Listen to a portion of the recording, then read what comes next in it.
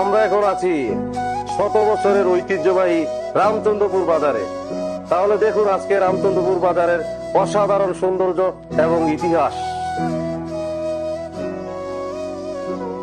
তিতাস কেবল একটি নদীর নাম নয়, এ এক জীবন্ত ইতিহাস।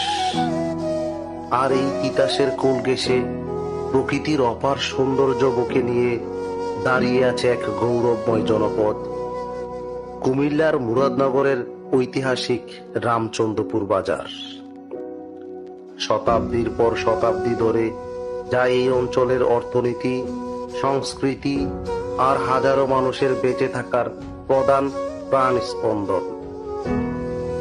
এই বাজারের শেকড় পুঁতিত ইতিহাসের গভীরে।